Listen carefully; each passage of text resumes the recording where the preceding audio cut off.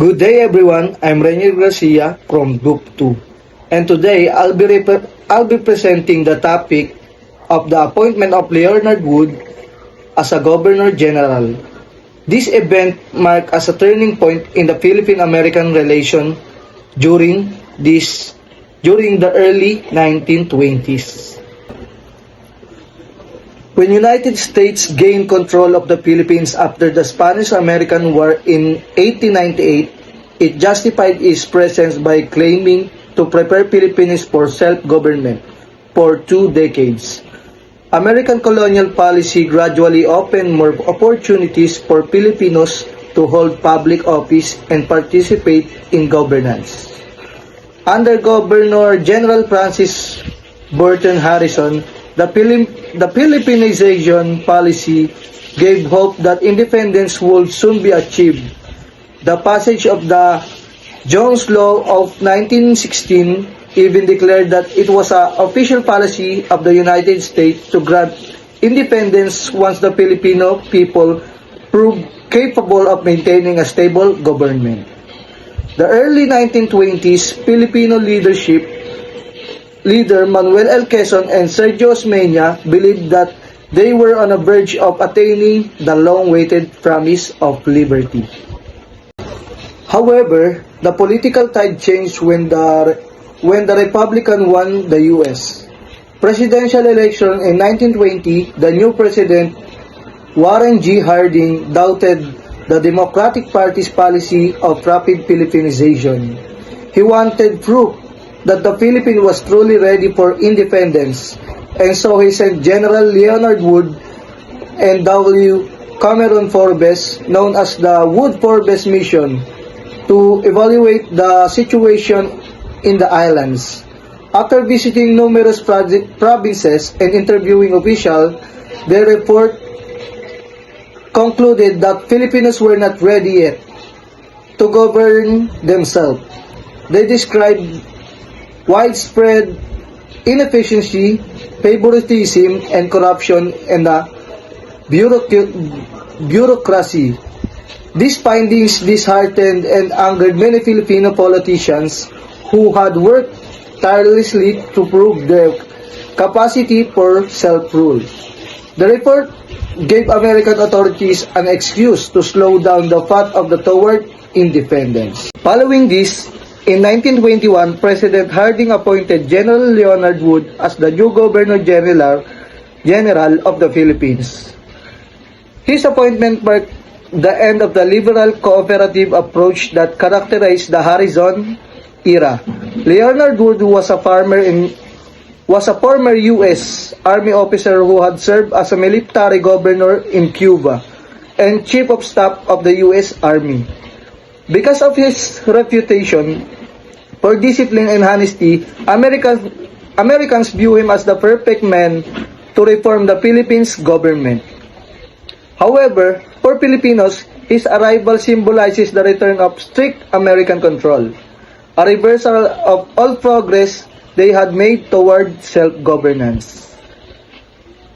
At first, Filipino officials welcomed Wood, believing his tenure will be short since he was expected to return to the United States to assume a university presidency. They hoped that he would continue Harrison's policy of cooperation and trust. Yet, this optimism quickly faded once in office. Wood began to reassert American authority and closely monitor Filipino officials. He vetoed many laws passed by the Philippines legislature, replaced competent Filipino administrators with American military officers, and involved himself even in the smallest government details. His leadership style was rigid, paternalistic, and militaristic, reflecting his background as a soldier rather than a statesman. To Filipino leaders, this was an insult to their competence and dignity. The tension between Wood and Filipino officials escalated as his decision undermined and legislative and executive power of Filipino politicians. He created what was called the Khaki Cabinet, composed of American military men who advised him instead of elected Filipino officials. This move directly contradicted the spirit of the Jones Law, which sought to prepare Filipinos for full self-government. His repeated vetoes of local laws, his disregarded for Filipino opinions, and his strict supervision over public officials made it clear that the Philippines was still under the firm grip of American colonial rule. Wood's justification was that he only wanted to maintain good governance and prevent corruption. But for many Filipinos, his action represented nothing less than a betrayal of the American promise of democracy. As years passed, the relationship between Wood and the Filipino politician worsened. His rigid approach to administration clashed with the aspiration of leaders like Quezon, Osmeña, Laurel, and others who had already proven their capacity for leadership. The situation reached its breaking point during the cabinet crisis of 1923, when Filipino officials collectively resigned in protest of Wood's interference in the investigation of American police officer named Ray Conley. The crisis exposed a deep resentment toward Wood's authoritarian methods and united Filipino leaders in demanding respect for their autonomy. They no longer view him as a partner in governance, but as a symbol of colonial oppression that denied their right to self-rule. Despite his good intention of enforcing honesty and order, Governor General Leonard Wood's administration ultimately became one of the most controversial in the Philippine history of American rule in the Philippines. His appointment, intended to strengthen the colonial government, had the opposite effect. It rekindled that nationalist spirit of the Filipino people and renewed their determination to fight for independence.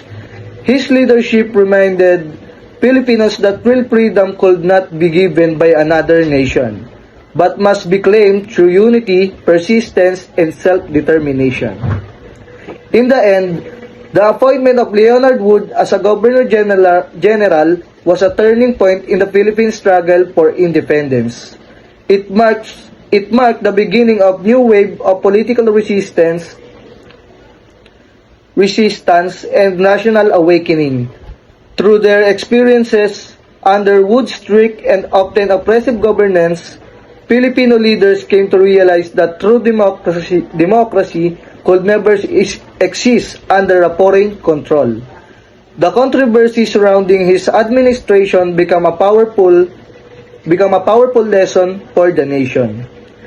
The independence is not merely a privilege to be granted by others, but a right that must be fought for